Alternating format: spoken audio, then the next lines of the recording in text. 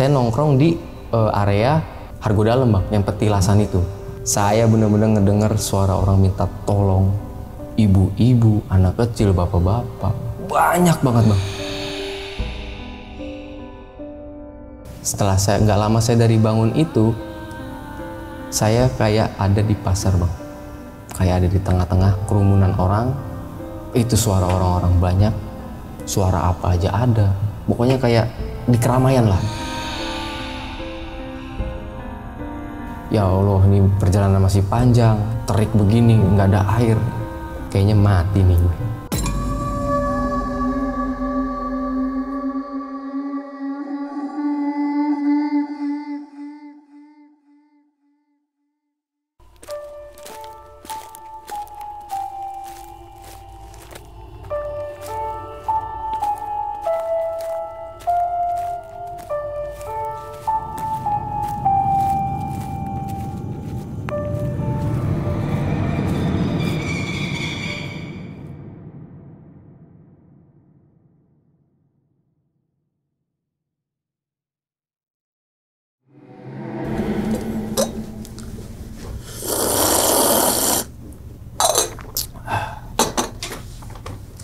Assalamualaikum warahmatullahi wabarakatuh. Kembali lagi bersama gue Sumar Adi Wijaya atau biasa dipanggil Umang dalam segmen Ngopi Horor. Ya teman-teman semua, pada video kali ini atau pada kesempatan kali ini lagi gue tidak akan membawakan sebuah cerita dan namun menghadirkan narasumber yang tentunya mempunyai pengalaman mistis ataupun pengalaman yang horor nih. Nah, di samping gue ini udah ada Bang Dito. Waduh, hai bang. Abang, gimana kabarnya bang? Alhamdulillah baik bang. Sehat bang ya? Alhamdulillah. Salam untuk teman-teman dan juga keluarga di rumah nih, Bang Dito nih.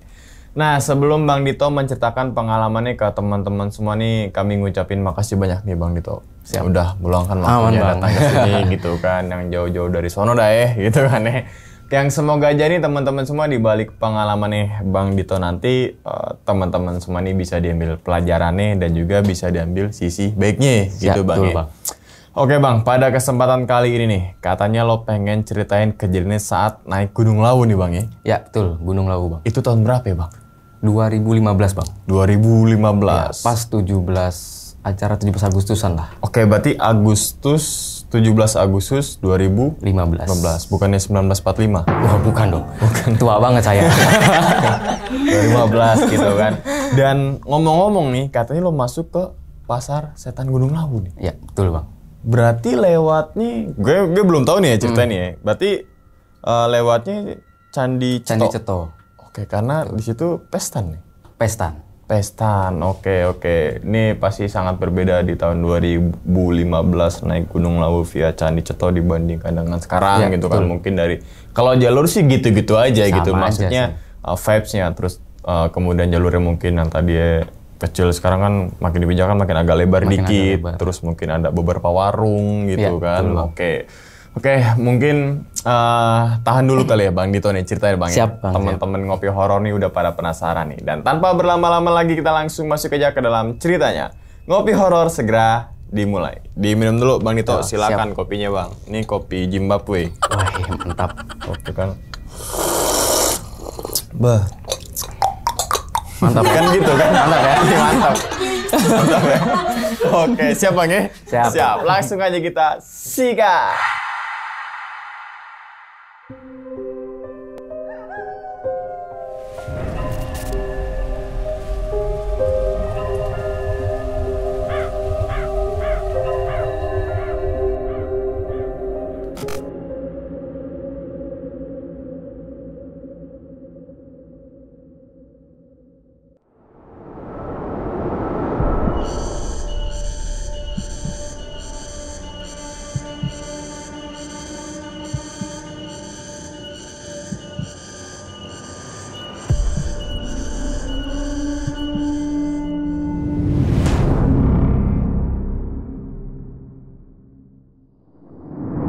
Berawal dari teman sekolah yang demen sama kegiatan alam segala macamnya, kita emang sering kumpul dan pada saat itu emang pengen bulan depannya itu Agustusan lah ya.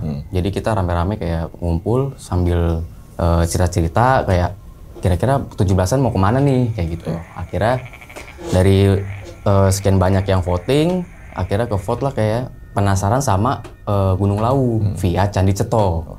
Nah pada tahun itu pun emang lagi hype-nya itu miniatur Semeru di Bulak Peperangan pos 5. Jadi semakin penasaran lah, akhirnya kita mutusin oke, deal kita ke Lawu. Akhirnya singkat cerita 3 minggu sebelum itu kita pesen tiket lah gitu kan. Kita yang tadinya berdelapan kita pesen tiket sebelum hari H itu 1 minggu lah. Itu yang 6 orang cancel bang. Akhirnya kita cuma berdua. Nah di situ sempet bingung tuh mau lanjut atau enggak, karena kan yang tahu apa namanya, kalau nggak salah tuh Candi Ceto itu pada saat itu belum resmi lah jalur, jadi masih sepi, sedikit agak ada keraguan. Akhirnya mau mikir-mikir lagi, akhirnya yaudahlah digas aja berdua. Kita juga udah beberapa kali naik lah gitu kan, jadi kayak udah terbiasa.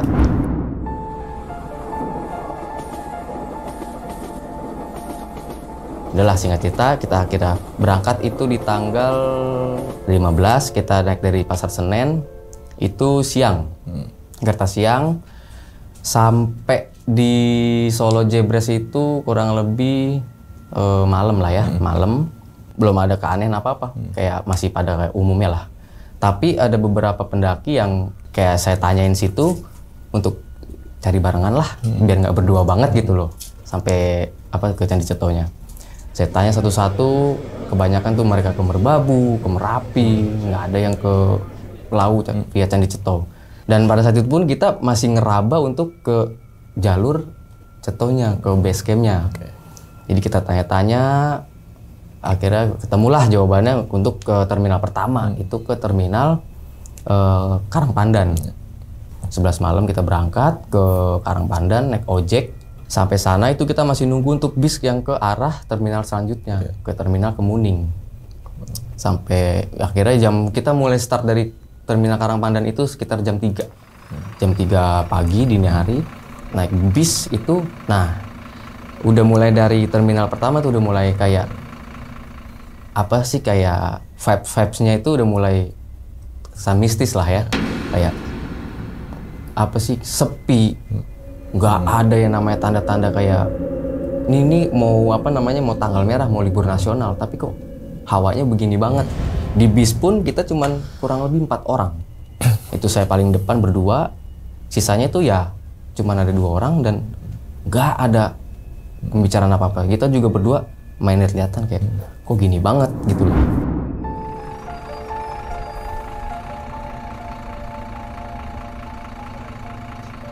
Udahlah singkat cerita, akhirnya sampai lah kita itu di sekitar jam 4 sampai setengah 5-an lah subuh. Sampai terminal Kemuning, dan sampai situ pun sama. Blas nggak ada orang sama sekali. Kita di situ bingung, gelap, kondisi gelap, nggak ada pencahayaan. Situ masih bingung ini mau gimana, mau kemana, akses ke atas lagi gimana. Masih cari tahu, tiba-tiba ya muncul dari dalam itu ada 4 pendaki. Itu saya nggak tahu dari mana, akhirnya pas dia keluar kita tanyain. Nah belum, mereka tuh dari Bekasi, mungkin nama kita nggak usah saya sebut lah ya. 4 orang pendaki dari Bekasi itu dia mau ke Ceto juga. Akhirnya kita mutusin untuk bareng untuk sampai base campnya. Itu kita charter mobil, di situ ada sampai base camp itu kurang lebih jam 6 lah ya, saya jam 6. Nah sampai base camp pun sama bang, sepi bang, gak ada tanda-tanda pendakian. Sedangkan besok itu 17 Agustus bang. Seharusnya membludak dong. Iya. Tapi nggak tahu lah ya, di jalur lain gitu kan. Akhirnya nggak ada mikir aneh-aneh. Udah akhirnya kita mutusin untuk packing lagi, packing ulang, sarapan segala macem. Kita start pendakian itu jam 7. Jam 7 pagi.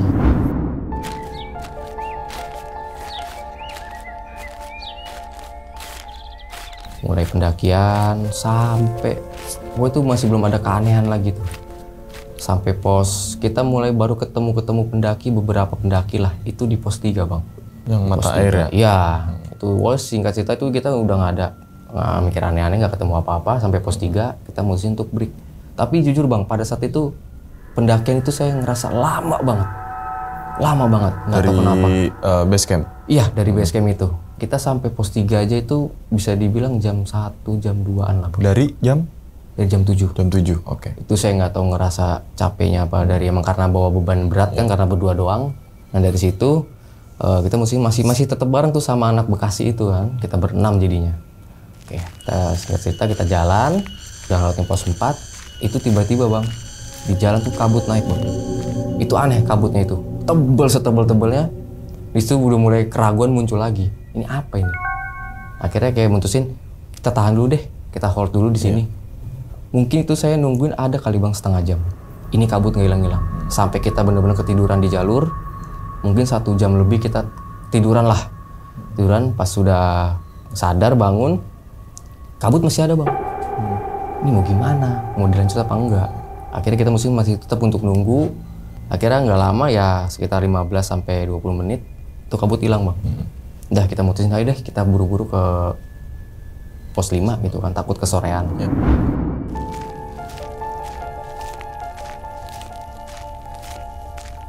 Singkat cerita kita berjalan, sampailah kita di pos 5 Bulak Peperangan itu bang.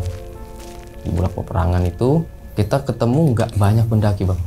Kita juga bingung, kok besok 17 Agustus tapi kok ini sepi banget gitu loh. Nggak lebih dari 10 tenda. Dan itu kan karena luas, ke jarak lah ya.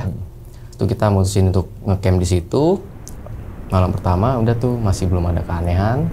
Nah situ saya kurangnya manage logistik di situ bang. Akhirnya kita untuk ya udahlah pakai minum saya dulu gitu kan.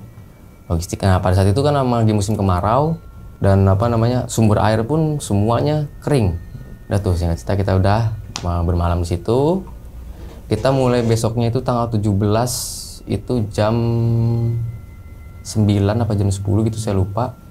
Itu saya mulai naik lagi tuh. Kita muncak mutusin. Udahlah kita muncak. Terus dapat info yang dari Boiem, ternyata dari jalur Cemoro Sewu sama Cemoro Kandang itu membludak bang, sampai buka tenda di jalur di situ. Makanya kayak, wah dong berarti emang Candi Ceto doang nih. Saya nggak tahu apa mungkin karena jalur pada saat itu belum resmi. Karena emang jujur bang masih rapet banget. Itu namanya jalan setapak masih ketutup ilalang.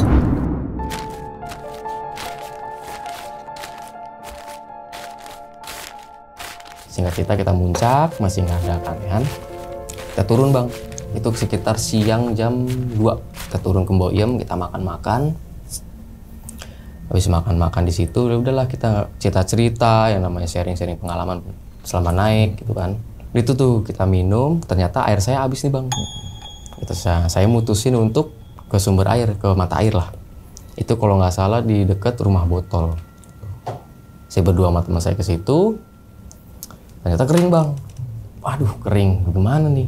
Kita balik lagi ke Boiem, coba ke Sendang Derajat. Kita ke arah jalur Cemoro Sewunya, pas sampai Sendang Derajat, ternyata airnya kering juga bang. Waduh di situ kita bingung. Akhirnya situ kita sampai Boiem, kita beli air, kita stok air di situ, kita beli tehnya 2, sama sisanya itu aqua botol yang kecil. Kita stok air itu akhirnya, terus setelah itu kita makan bareng-bareng di situ. Tapi saya memutusin untuk nggak minum air saya, karena kan kemarin pun seharian buka makan segala macam minum pakai air saya kan. Akhirnya kata yang orang Bekasi ini, pakai air gua aja nih kata dia. Kebetulan dia dari Jerigen tuh bang. Udahlah minum lah kita kan, cuma segala macam. Nah pas saya minum itu air rasa sabun bang, rasa sabun. Nah di situ saya ngucap salahnya saya. Nggak apa-apa lah gue nggak minum. Gak apa-apa gue kausan daripada gue minum air sabun. Nah di situ. Nah di situ teman saya ngomong, lu kalau ngomong yang bener, jangan sembarangan. Udah minum aja daripada lu kausan, nggak apa-apa udah. Gue minumin aja. Akhirnya saya mutusin untuk buka yang air buat stok itu bang.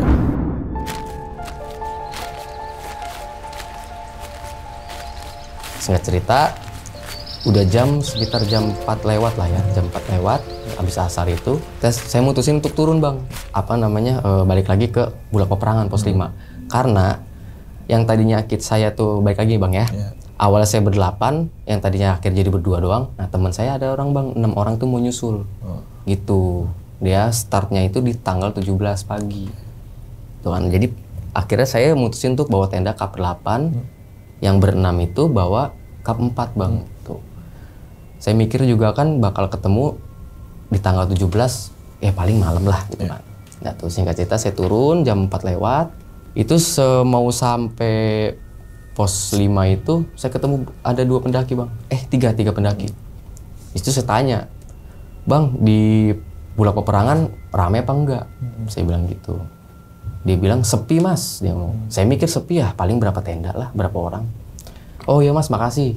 Saya turun tuh, udah mulai masuk ke area campnya, udah mau sampai pos 5. Di situ saya ngeliat Bang, sepi Bang, gak ada orang sama sekali.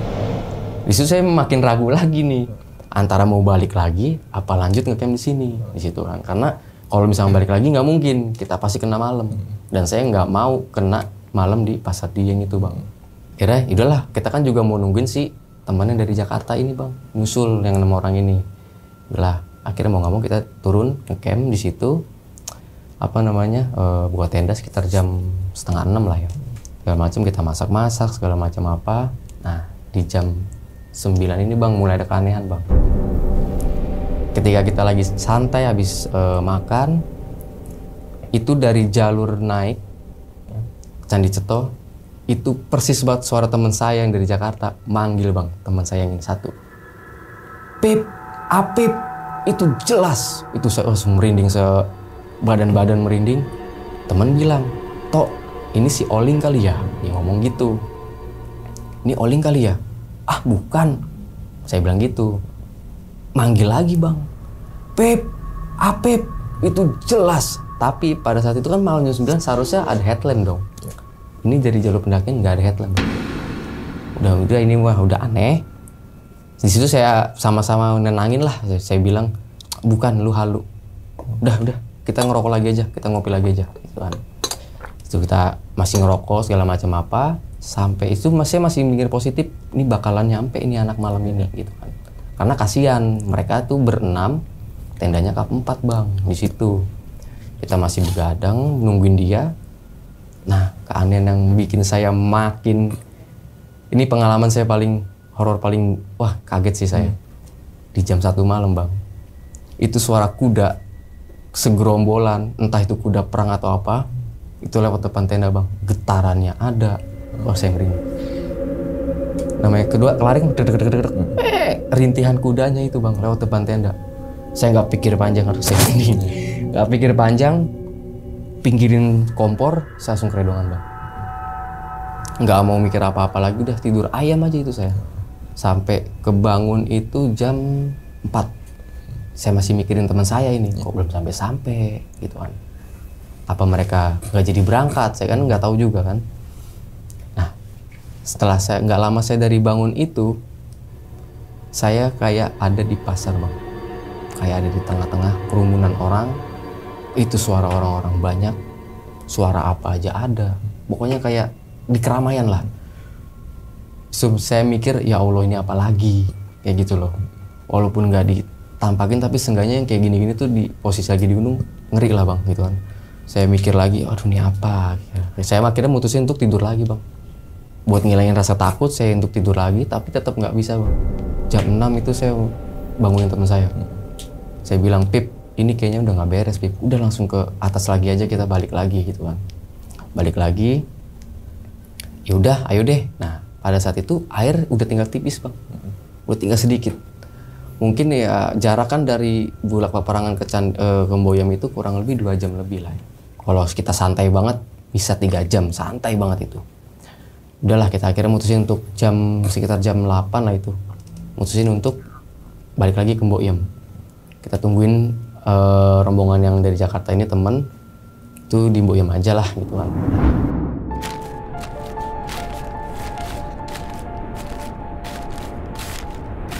Kita jam 8 naik, kita naik lagi balik.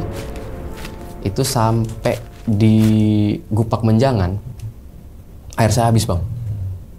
Bener-bener blas habis. Posisi itu terik, panas sepanas-panasnya, kering sekering-keringnya, nggak ada air segala macam. Kan di area Gupak Menjangan itu, kalau nggak salah di pojokan, kalau dari Candi Ceto ya, sebelah kanan itu ada kayak genangan air. Oh iya. Nah, di situ saya cek nggak ada juga Bang, nggak ada air juga.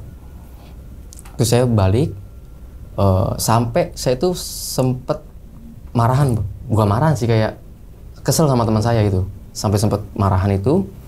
Jadi posisi lagi air udah nggak ada, perjalanan masih lumayan panjang. Dia masih sempet-sempetnya minta foto Bang. Di situ saya emosi. maaf kayak bego lu. Lagi perjalanan kayak gini, air udah habis, udah kehausan, masih mikirin foto. Udah di atas aja, ayo jalan. Ya, saya gituin bang. Dia nyaut, kenapa sih lu marah-marah mulu? Orang cuma minta foto doang, susah banget ini. Ini lu air udah habis, perjalanan masih panjang, mikirin foto mulu lu. Ayo jalan. Di situ saya benar-benar ngejarak bang jalan.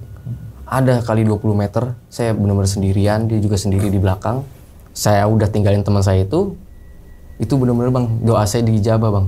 Yang ucapan yang kemarinnya itu, yang saya bilang, gak apa-apa, gua kehausan, gak apa-apa gua. Yang penting gua nggak minum air sabun. Di situ diijabah bang. Namanya gua seret, kehausan, benar-benar udah di ujung itu. Ya Allah, ini perjalanan masih panjang, terik begini, nggak ada air, benar-benar kering bang. Nah tapi di situ saya masih punya madu bang. Alhamdulillahnya di situ. Yang penting tenggorokan nggak kering banget. Masih ada stamina sedikit, walaupun tuh saya udah di ujung bener-bener yang ngerasain kayaknya mati nih gue di situ, karena udah nggak bisa dideskripsikan lagi bang, itu namanya seretnya itu ya, kehausan di tengah gurun kayak gitu, perjalanan masih panjang, untungnya masih ada madu tuh bang. Akhirnya saya mutusin untuk udahlah jalan pelan-pelan.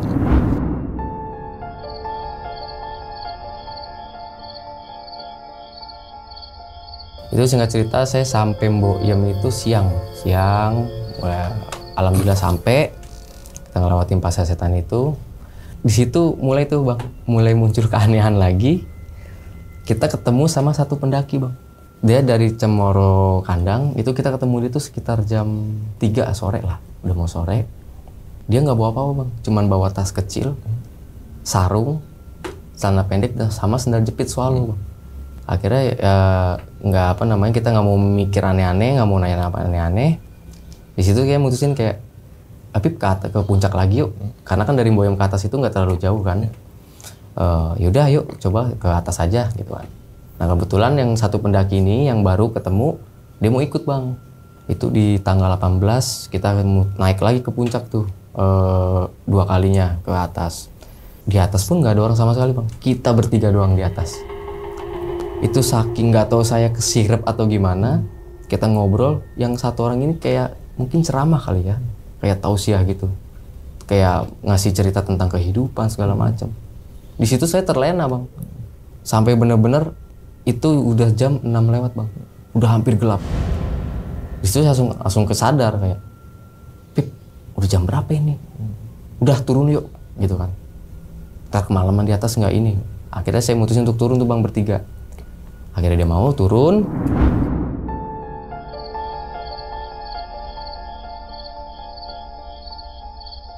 Singkat cerita udah tuh malam itu nggak ada apa-apa, kita tidur di Mbok Yem segala macem. Yang pendaki satu orang ini tidur juga benar-benar beralaskan sarung bang.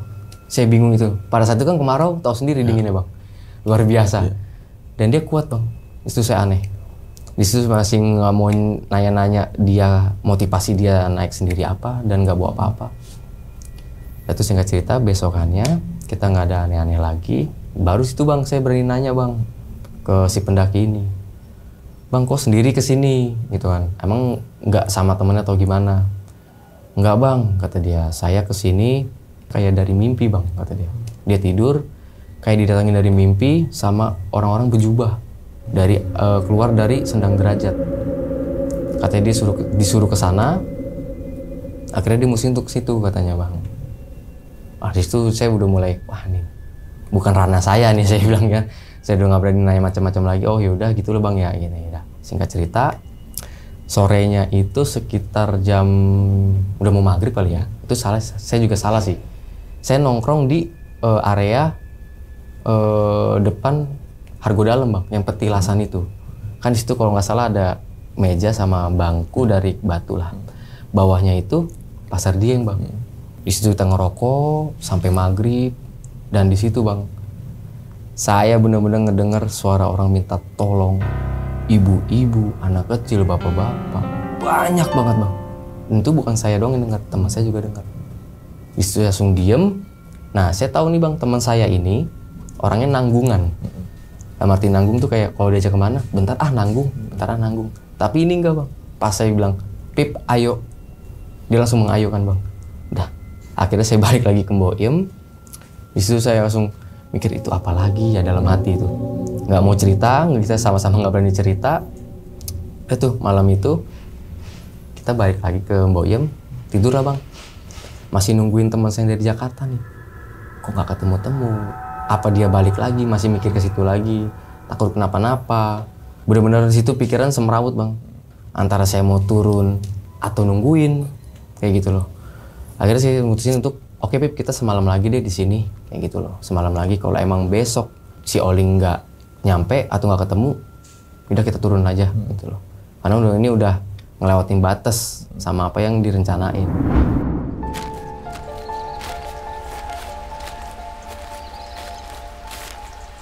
Singkat cerita, kita turun tuh bang, besokan. Itu di tanggal 19 kita turun. Itu siang bang, jam 11 siang kita mutusin untuk turun. Sampai di pos 3 itu kita sempat berhenti karena jalur turun itu cukup untuk satu jalan gitu loh. Jadi kita harus gantian gitu bang. Segerombolan orang, rame kayak orang kita ngobrol gimana bang. Kita ngobrol segala macem. Udah, kita mesti untuk nunggu dulu bang. Kita bakar rokok segala macem. Sampai bener-bener kita nggak sadar, kita ngobrol asik, ngerokok, nungguin yang pendaki itu. Sampai rokok habis, kok ini pendaki nggak lewat bang? Pendaki nggak lewat, kemana? Saya cuma bisa ngeliat teman saya, terus gue bilang, kemana? Saya gituin bang. Nggak tahu. Udah tuh turun, ini udah nggak beres nih, siang-siang masih kayak gini aja, kayak gitu loh. Itu kita turun sampai di pos 2, kita break lagi bang. Itu benar-benar udah nggak ada orang sama sekali bang, pendakian pada saat itu. Karena kita udah benar-benar over. Berapa hari itu saya di atas itu udah nggak ada orang sama sekali. Di pos 2 itu kita mutusin untuk stay dulu lah, sambil waktu masih terlalu lama juga. Kita kan denger lagi nih bang, dari arah naik, gerombolan orang lagi, kayak ngobrol, bercanda segala macam. Kita nggak mikir aneh-aneh di situ. Tapi itu saya nungguin sampai 10 menit lebih bang. Gak lewat-lewat juga. Ini keanehan apa lagi? Saya mikir ke situ. Saya bilang ke teman saya, Pip, udah Pip. Ini gue udah gak kuat di sini. Gue harus turun, kita harus turun. Ini udah ngaco siang-siang aja kayak gini. Kayak gitu loh. Udah tuh, akhirnya udah ayo buru-buru kita turun. Bener, kita lewatin jalur yang sumber suara itu. Gak ada pendaki bang. Bener-bener kita dari yang namanya dari Mboim sampai turun ke base camp itu gak ada pendaki. Jadi sebelum sampai, masih dari pos 1 itu sampai base camp, itu yang lihat teman saya bang. Di pintu base camp, itu ada sosok kuntilanak bang. Diri di tengah-tengah kayak seolah-olah tuh menyambut kita. Di situ kayak menyambut kita, dan teman saya ngeliat. Makanya dia pas udah mau sampai base camp itu, kok dia jalannya rapet sama saya. Jalan rapet dan dia mepet-mepet. Saya bilang, lu ngapain sih mepet-mepet? Saya gituin, enggak, udah jalan, kata dia. Padahal siang-siang itu bang.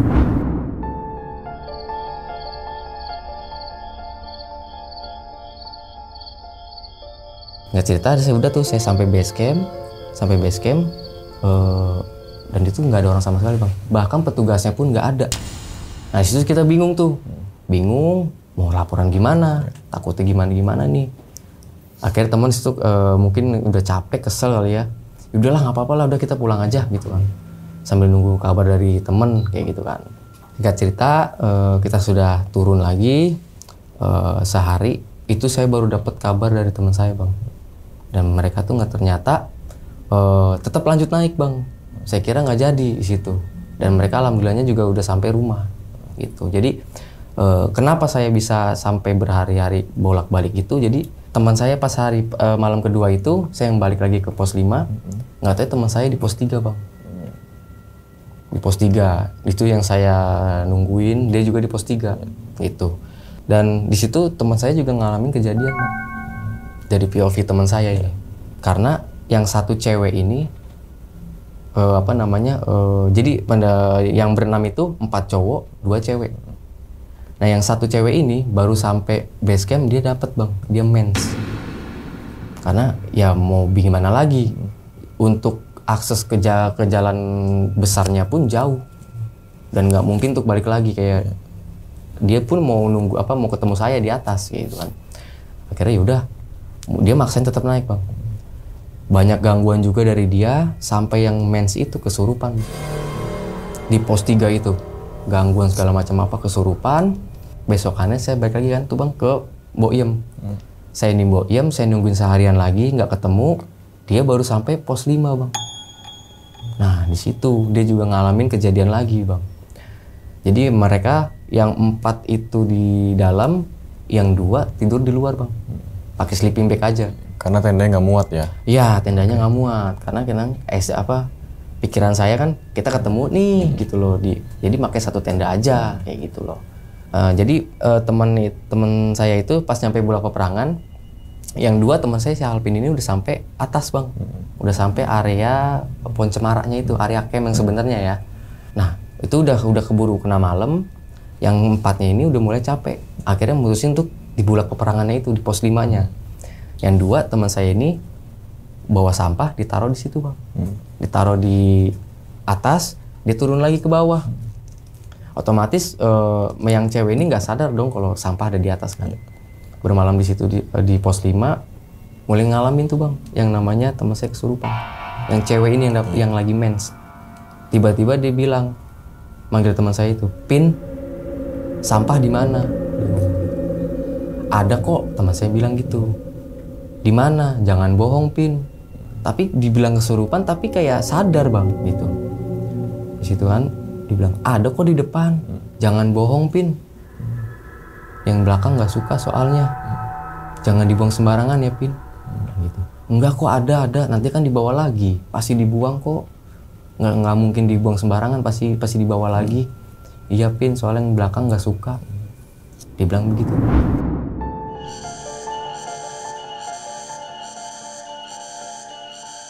Itu singkat cerita, mereka akhirnya mutusin untuk tidur. Yang 2 ini tidur di luar bang, pakai sleeping bag. Dan dia tuh di jam 2 ngalamin gangguan lagi bang. Yang namanya dia tidur pakai sleeping bag itu ditarik bang, sampai sepinggang. Ditarik, seret, dua-duanya. Ya mungkin emang teman saya ini pemberani ya. Dia cuma bilang, apaan sih usil banget. Udah tuh, dibenerin lagi sama dia. 2 kali bang ngejadiin kayak gitu. Ditarik lagi, sampai mau lepas sleeping bagnya. Akhirnya di situ dia mutusin untuk tidur berenam bang di dalam, umpel-umpelan. Nah di situ teman saya yang si Alvin ini mungkin kayak dikasih tanda kali ya. Kan nah si cewek ini yang mens ini ternyata dia hampir hipo. Tapi sebelum itu dia kayak dicolek bang. Dia karena posisi tidur di pojokan itu dicolek. Teman saya mungkin ya, memang dasarnya pemberani juga, dia cuman geser sampai dia nyentuh si teman saya yang mens ini. Itu kerasa dingin banget bang. Nah di situ udah mulai kesurupan lagi, namanya dia teriak-teriak segala macam apa, udah mulai nggak kondusif. Lama itu bang, hampir 2 jam dia tuh kesurupan itu, sampai mau pagi lah itu dia hampir kesurupan. Akhirnya sadar tuh bang, dia masih tidur segala macam ada. Udah tuh bang, dari situ mereka itu kayak ya udah nggak ada hasrat untuk naik lagi. Mutusin untuk buru-buru untuk turun segala macam apa. Sama tuh bang, dia juga sama di pos 3 ngalamin hal yang sama. Dengar suara pendakian, si pendaki, ada pendaki lah, segerombolan pendaki, tapi nggak ketemu sama sekali. Dan itu benar-benar hampir setiap malam saya itu diganggu di situ. Yang benar-benar itu mungkin pengalaman saya yang paling horor itu loh bang. Karena di area pasar Dieng saya dengar suara minta tolong. Sebelumnya banyak saya kayak dikelilingin pasar, di dalam pasar. Dan pada saat itu mungkin saya kalau masih nahan untuk beberapa hari ke belakang, kayak ke depan itu sekitar 2-3 hari lah. Mungkin saya bakal jadi korban salah satu ini bang, korban kebakaran bang. Karena pada saat itu kebakaran hebat. Setelah saya turun mungkin 3-4 harian lah bang.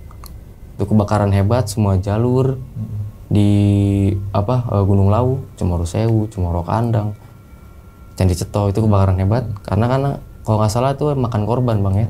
Mungkin kalau saya masih nahan di situ untuk tetap nungguin, mungkin saya salah satu korban yang mungkin bang. Walau alam bang. Iya. Gitu. Sampai itu saya bikin khawatir keluarga bang di situ. Karena saya setiap mau naik ataupun turun saya selalu ngabarin orang rumah.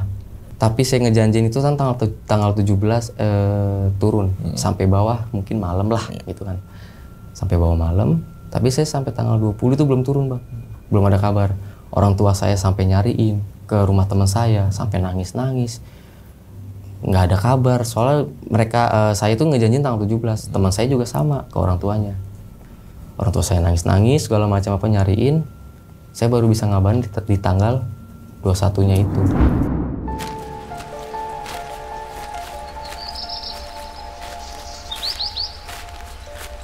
Nah, singkat cerita, saya pulang. Saya dapat kabar teman saya udah sampai rumah. Sampai rumah saya itu rame Bang. Rame karena dipikir saya hilang. Karena udah lewat bener-bener batas 3 hari lebih. Saya nggak ada kabar. Dia sampai rumah rame, sampai ibu-ibu itu pada bilang, alhamdulillah Mas Dito sampai rumah. Orang tuamu nyariin. Karena ngejanjiin tanggal 17 sampai tanggal 20 nggak ada kabar. Dia dipikirnya hilang lah atau apa. Hampir itu orang tua mau ngelapor Bang. Terus mau selain ke rumah teman juga, ya nggak ada akses untuk komunikasi ke base camp tuh. Karena saya juga nggak ngasih kontak base camp pada saat itu. Kayak gitu sih Bang, mungkin ya sedikit banyaknya atau kurangnya cerita horor yang bisa saya iniin Bang. Diminum dulu Bang Dito, silakan. Siap. Diminum dulu kopinya. Oke. Jadi itu ya teman-teman semua pengalaman dari Bang Dito saat naik Gunung Lawu ya Bang ya? Iya, Gunung Lawu. Kalau nggak salah di tahun-tahun 2015 itu lagi viral-viralnya nitip nama tuh ya? Iya, betul Bang. Nulis-nulis nama tuh ya? Lagi tulis nama Bang, entah di batu yang vandalisme itu Bang. Sama di kertas, ya kan? Terus di HP belum? HP belum, kertas. Belum terlalu canggih Bang. Misalkan nih, Oji dapat salam dari Gunung Lawu, gitu tuh, ya kan ada lope-lope. Kadang kalau udah niat banget, udah di print dari rumah tuh. Betul. Jadi kalau kita di puncak gunung manapun tuh, yang lagi populer tuh sampah bekas print-printan, sampah salam-salaman itu bertebaran tuh. Bertebaran Bang, iya kan? Banyak banget Bang. Di tahun-tahun itu bener, 14-15 gitu, itu deh. Gue inget banget tuh. Lagi rame-ramenya itu Bang. Iya, soalnya pas lagi kayak ngopi di puncak di tahun-tahun itu tuh ada yang lagi foto ya. Iya. Terus gini kan. Dapat salam dari atas ini. Iya. Gitu, Mama, anakmu baik-baik saja aja. Salam gunung apa? MT. Bukan gunung ya, MT. MT Lawu gitu ya. MT apa gitu. Lucu tuh. Iya, itu lucu tuh gue baca-bacain. Wih. Ya itu silakan saja gitu. Itu kan ekspresi sebuah ungkapan, kegembiraan, tapi ya tetap sampai bekas teman-teman semua foto itu bawa pulang gitu aja. Gue lebih suka yang begitu ketimbang ada yang vandalisme. Nah itu gue nggak suka tuh kan. Mendingan bawa printan lo vandalisme di kertas, lo bawa lagi turun. Nah gue nggak apa-apa dah kayak gitu dah. Yang penting safety juga gitu. Nah Candi Ceto di pos 3 itu kalau pas gue naik belum ada yang namanya warung. Ya betul. Katanya sekarang tuh udah ada warung tuh. Udah ada Bang. Tuh sebenarnya sih ada plus minus juga ya di sebuah gunung ada sebuah warung gitu kan, terutama mungkin trek jalur pendakiannya panjang yang terus sulit air. Oke. Ya kan, tapi kalau untuk negatifnya silakan aja teman-teman komentar ya. Tapi ini juga kan ada baiknya juga, yang tadi juga kehadirannya warung di Gunung Lawu ternyata memberikan manfaat juga kan Bang Dito kan untuk beli-beli air itu gitu kan, apalagi kita berbicara Boyem. Boyem itu udah berapa puluh tahun di situ kan. Udah menetap dia. Udah menetap di situ gitu kan, dia buka warung. Iya, ikon Gunung Lawu. Bahkan ada yang bilang kalau naik Gunung Lawu kalau nggak makan pecel yang Boyem nggak naik Gunung Lawu loh. Bukan. Gitu. Nggak afdol lah Bang. Iya. Ada lagi kalau nggak ketemu Temon, Temon tuh monyet ya kan ya? Monyet Bang. Iya kan, Temon tuh kalau barang yang nggak diambil sama Temon nggak naik Gunung Lawu tuh. Terserah kalian apalah itu namanya lah gitu kan. Oke. Ya, Gunung Lawu ikonik lah di Pulau Jawa lah. Berbagai cerita, legenda, misteri dan sebagainya ada di Gunung Lawu. Terutama peninggalan-peninggalan juga ya. Ada Candi Ceto, terus kemudian ada Candi Ketek, ada Candi Sukuh. Ada banyak lah gunung itu dikelilingi dengan beberapa situs cagar budaya gitu kan. Nah, ngomongin masalah pendakian dari Bang Dito nih, niatnya kan berlapan. Ya. Taunya berdua. Gue ngebayangin berdua bawa logistik, bawa tenda kapasitas 6. Itu luar biasa. Ya kan? Ya, capeknya tuh luar biasa. Effortnya luar biasa. Ternyata gue baru tahu kenapa bawa tenda kapasitas 6 karena nanti ketemuan. Ya. Sama temennya. Gitu kan. Nah, ini kan bicara hati nih. Lo deh pasti kan ada keinginan untuk wah gue ketemu di gue nggak apa-apa deh bawa kapasitas 6. Ya. Yang gede ya kan. Yang berat. Tapi pas ketika nggak ketemu ada rasa ini nggak sih? Gue udah capek-capek bawa tenda gede gitu loh. Ada garis pasti ada sedikit, dong. Sedikit Bang, kayak gue udah capek-capek. Iya kan? Tapi nggak ketemu gitu mending nggak usah kayak gitu kan. Iya. Sedikit itu Bang. Tapi balik lagi kayak gue tetap mikirin teman gue itu. Iya. Gimana nasib dia. Iya. Gitu. Dengan tenda yang sedikit lah kapasitasnya karena orangnya lebih. Itu gue bingung aja sih Bang. Iya. Tapi pada dasarnya udah prepare juga nih tadi gitu kan. Sebenarnya nggak ada yang sia-sia sih. Yeah. Teman-teman semua capek-capek nih berat-berat. Tapi ya itu akan bermanfaat juga gitu ketimbang yang enteng-enteng ya kan. Gak usah sepi lah. Gitu, tapi kan ada seninya di situ, di situ. Terus ketika nyampe camp ada rasa kebanggaan, gue masak apa gitu kan. Oke. Nah, ngomongin masalah di Gupak Menjangan. Ya. Yang dimana ada beberapa kejadian. Yang pertama ada suara telapak kaki kuda berserta suara rengekan nih gitu kan. Terus kemudian ini juga ada suara kayak di kerumunan pasar. Nah, ketika abang dengar suara yang pasar ya, kita lagi ke pasar ya. Yang abang dengar suara pasar itu, abang sempat ada kepikiran nggak? Gue keluar, gue pengen lihat sampai tahu tuh pendaki yang baru nyampe gitu. Pada saat itu sih nggak ada sih Bang. Saya cuman mikirnya ini di mana, ini saya di mana, kayak gitu. Karena saya posisi baru bangun kan, itu pada saat itu masih setengah sadar, kayak ya cuma bisa istighfar aja saya, cuma bisa nyebut kayak ya Allah ini di mana, ini kenapa, kayak gitu loh. Itu benar-benar di tengah kerumunan pasar. Cuma saya mikirnya udah, wah ini apa? Suaranya lagi? Kayak lagi pasar, misalkan beli. Iya. Bahasanya apa Bang? Gitu. Oh, maksudnya kayak sama. Orang komunikasi aja Bang. Tapi nggak terlalu jelas. Nggak terlalu jelas. Oke. Tapi yang jelas itu benar-benar suara bapak-bapak, ibu-ibu, semua ada itu. Nah ini pernah gue alamin juga hewan. Nih sebenarnya suara-suara kayak gini di Gunung Lawu juga Bang. Jadi sebelum pos 5 kan Gupak Menjangan, bawahnya kan Bulak Peperangan. Di bawahnya Bulak Peperangan kan ada kayak jalan yang kanan kiri kan bukit tuh, sebelum akhirnya kan Bulak Peperangan tuh di situ kan yang mau tanjakan tuh. Mau tanjakan. Karena kenapa di situ? Karena gue berpikir itu juga kurang riset juga sih sebenarnya. Gue nggak tahu jarak berapa menit lagi ke arah Bulak Bulak Peperangan gitu kan. Saat itu malam-malam ya kan. Ternyata kan situ pusaran angin kan, dimana lembahan kan itu pusaran angin. Itu. Wow, sama musim kemarau juga, suara angin kemana-mana. Pas tengah malam tuh kayak ada suara yang rame-rame gitu. Wah, bercampur dengan suara angin tuh. Suara angin. Lantas kan gue seharusnya kalau di gunung kan nyaman gitu ya, tidur tuh enak deh.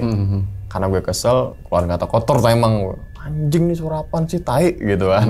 Gue keluar taunya suara yang di bawah lagi tuh. Pendaki yang lagi gitu, kampret loh ya gitu kan. Jadi gue kalau dengar sesuatu, gue mutusin keluar Bang. Untuk memvalidasi. Ini sebenarnya kan kalau ngomong kayak gini mah enak ya, kayaknya gampang gitu kan. Tapi ketika di suatu situasi kayak gitu emang gue coba deh, ini apa sih, gue pengen tahu sumber suara dari mana gitu kan. Tapi ternyata itu pendaki yang lagi teriak-teriakan kayak mungkin gak disurkan lah, gitu kan tuh rame-rame gitu. Oke. Nah terus kemudian di mana lagi, Pasar Dieng. Pasar Diengnya kan banyak juga nih cerita-cerita apalah bagi pendaki, ada yang ngalamin ini, ada yang merasakan ini, ada yang masuk kayak seperti dimensi lain, ada yang nyasar, ada yang hilang, ada yang apalah di sini Pasar Dieng gitu kan. Sebenarnya Pasar Dieng, apakah Pasar Dieng itu pasar setan? Entah. Sebenarnya gue pengen tahu Dieng itu apa? Karena kan gue kalau nggak tahu, gue bilang nggak tahu daripada so tahu gitu kan. Mungkin teman-teman semua yang tahu silakan komentar, tapi yang tahu jangan sok tahu gitu kan. Pasar Dieng gitu kan. Kalau kita tarik mundur di sebuah itu kan banyak candi-candi peninggalan-peninggalan sejarah gitu. Terus ada ada Hargo Dalem yang ada semacam petilasan gitu kan. Gue sih berpikirnya gini, ya mungkin itu dulunya namanya pasar. Bisa jadi sih. Iya kan? Karena kan gini, ada sebuah pendopo, ada sumber air, pasti itu ada sebuah pasar. Kan gitu kalau ada sebuah kehidupan peradaban, ya kan? Betul. Gitu kan, pasti ada air, situ ada peradaban. Ya mungkin dulunya tuh jadi pasar, makanya namanya Pasar Dieng gitu. Tapi sekarang kayaknya udah jelas ya, jalur menuju ke puncak Gunung Lawu itu tuh Pasar Dieng, terus ada arahannya, ada polis line, jangan terobos ke atas tapi melipir ke arah kiri gitu kan. Tapi di situ di satu sisi itu di Pasar Dieng tuh teman-teman semua kita semua tuh terlena itu. Benar bang. Karena ngeplong banget itu tuh. Ngeplong banget bang. Tapi kalau musim panas ya panasnya bukan main. Luar biasa bang. Ya kan? Pada saat itu emang yang bener-bener panas pol banget bang. Bener. Dingin iya, panas ya panas luar gitu. Kalau abang bilang Metro Semeru, gue sih nggak setuju bang. Karena Semeru, Lawu gitu. Kan ada juga tuh ya kan. Mungkin lebih tepatnya kayak tanjakan cintanya. Iya tanjakan cinta. Kan ada juga nih, ada juga tuh kalau lihat di Instagram tuh. Gunung Guntur Metro Semeru. Gunung Guntur ya. Semua gunung kan pasti mempunyai daya tarik tersendiri. Semua gunung kan punya konturnya tersendiri. Semua gunung pasti mempunyai ciri khas jalurnya sendiri gitu kan. Tapi kadang emang kita beranggapan nih kayaknya kalau pernah kita ngelewatin atau kita naikin ini kayaknya kayak di gunung ini ya. Iya. Kayak di gunung ini ya gitu kan ya. Oke. Nah, terus kemudian ini kan masalah Hargo Sendang Derajat. Sendang itu kan apa namanya Sendang tuh? Kayak Sendang tuh apa? Kayak kubangan angin air gitu, Sendang gitu kan. Kalau Arjuna kan Sendang Dewi Kunti gitu kan. Terus kalau di Lawu Sendang Derajat, Sendang kubangannya untuk menaikkan derajat mungkin gitu kan dari namanya aja gitu. Tapi gue nggak memvalidasikan itu benar gitu kan. Yang tahu silahkan komentar. Terus kemudian yang abang naik ke situ musim kemarau ternyata airnya surut bang. Beneran ada genangan di pojok-pojokan apa emang kandas gitu loh? Kandas bang, kering sama sekali nggak ada.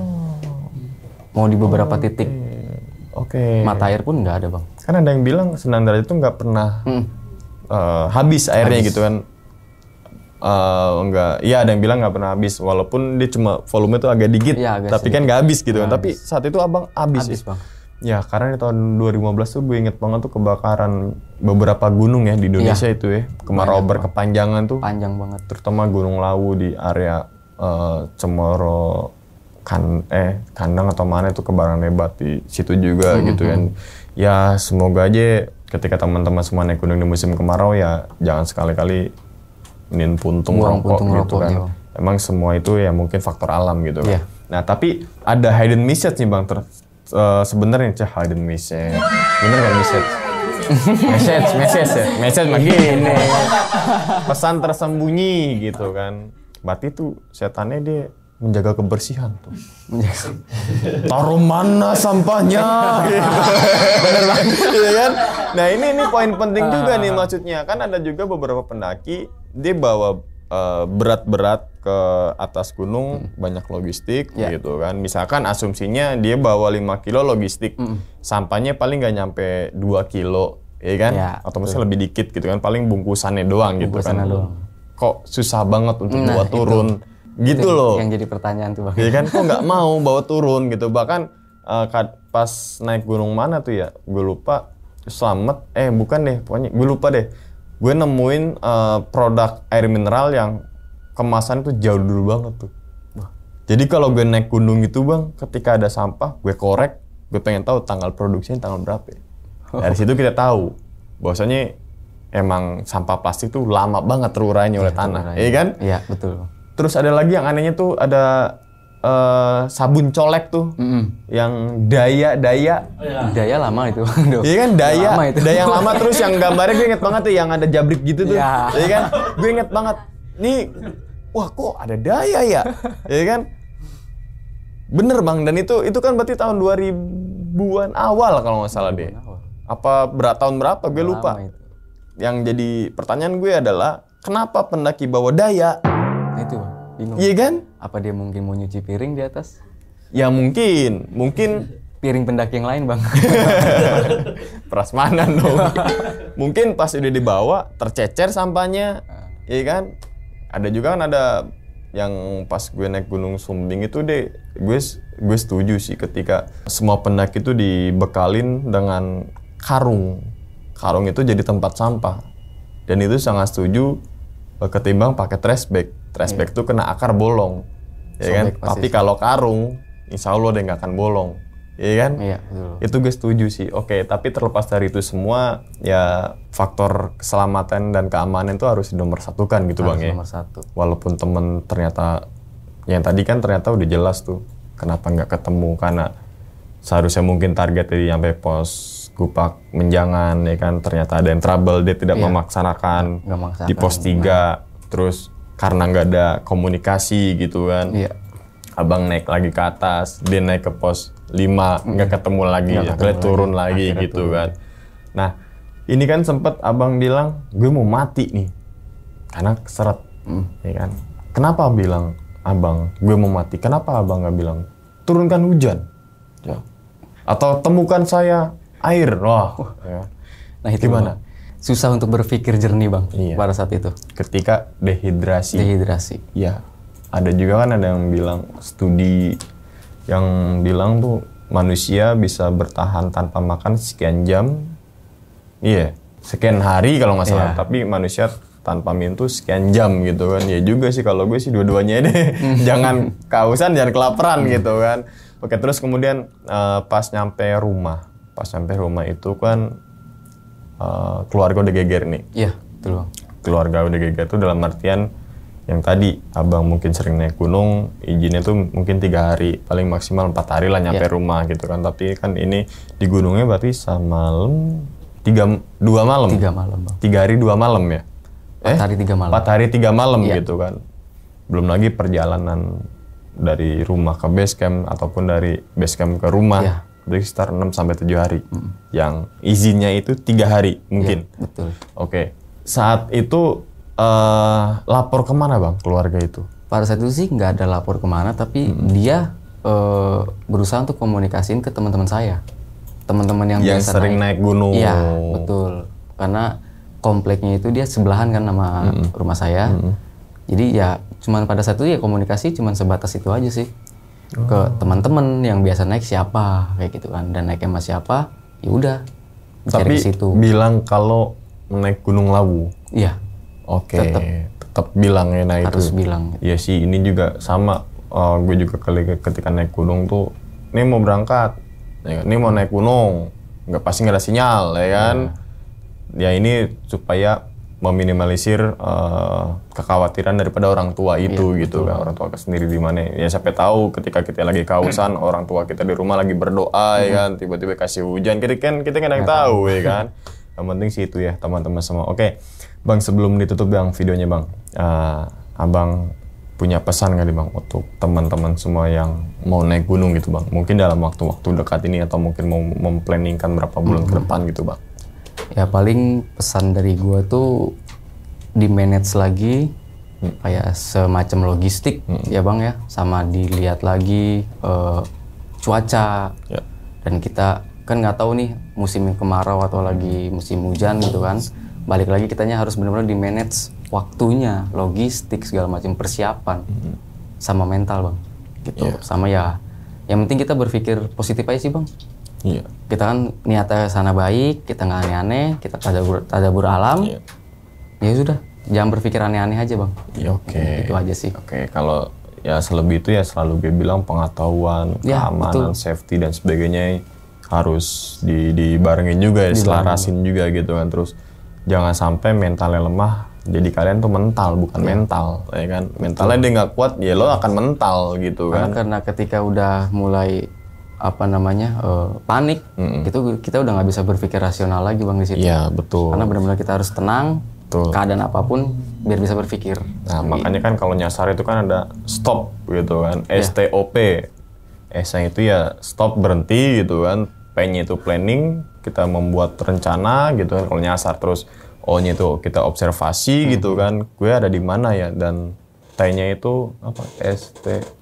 T-nya itu apa sih kok planning terakhir, thinking gitu. Jadi berhenti, berpikir, observasi, baru kita nge-planningin gitu kan. Gue jadi SPO, jadi STOP gitu ya. Oke, ya tetap untuk teman-teman semua yang naik gunung dalam waktu dekat-dekat ini, terutama cuaca lagi begini ya gitu kan, tetap safety dan juga lebih dikuatkan lagi fisiknya, terus kemudian observasinya, tanyakan petugas basecamp di sana, apalagi ada Instagram official dari jalur itu, tanyakan, Bang buka nggak gunungnya, Bang cuaca di sana gimana, biar kita punya gambarannya gitu kan, apa yang harus dipersiapkan. Oke, sebelum tutup lagi kita doakan semoga Bang Dito sehat selalu Bang ya. Siap. Panjang umur, murah rezeki, begitupun juga untuk teman-teman semua yang nonton di rumah nih. Oke, dan ingat teman-teman semua, cerita dari Bang Dito ini bukan untuk nakut-nakutin nih.